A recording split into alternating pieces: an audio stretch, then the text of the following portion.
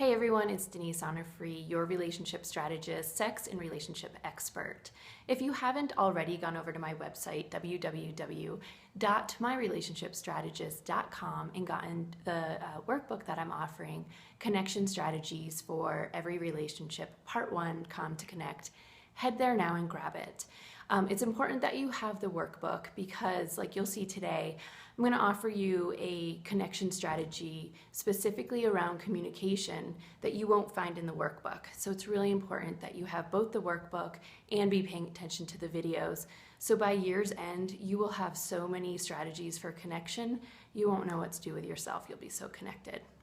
So the strategy that I'm going to offer you today is one of gobs that I offer my clients behind closed doors, but I want you to have this one.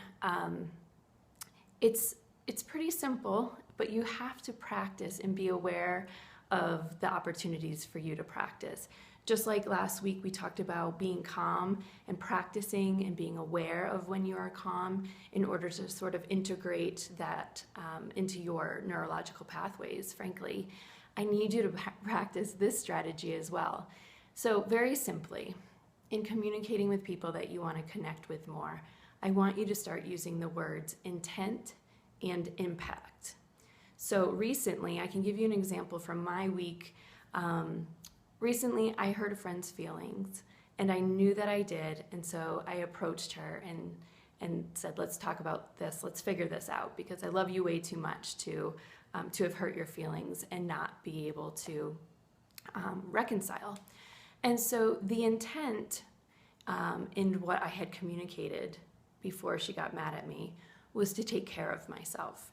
My intent was I need to open up my calendar, I need to take some time for me. The impact was I really hurt her feelings.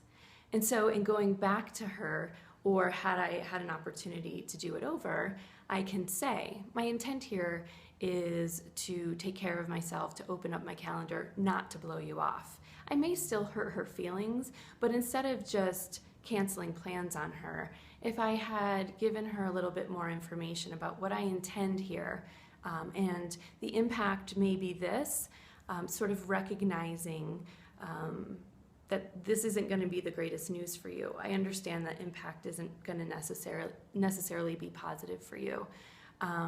But maybe in sharing and maybe being a little vulnerable and sharing, this is the intent, this is something that I need for me.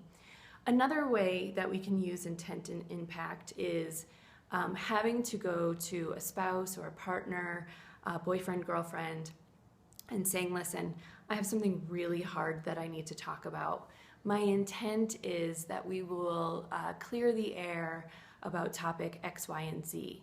I know the impact might be that I stress you out or create fear because I know the impact of this topic in the past has been stressful or fearful. My intent is to connect with you more, to resolve this issue so we don't have to have the stress and the fear in the future. So, you can totally tell I'm doing this at home because I have a notification on my phone and I really want to get it off so I can just talk to you. Okay, see, here we go. Homegrown, it's all good. My intent is to bring you content so that you can have easier relationships and be more connected. The impact is it's not going to be perfect, and I am going to be perfectly okay with it. Okay, so head to my website, get the workbook, because everything I talk about in the videos will not be in the workbook, but there's such good stuff in the workbook, and it's only part 1. I'm going to be giving you numerous parts. By year's end, you'll have 4 or 5 sections, a very hefty workbook that will give you connection strategies for all of your relationships.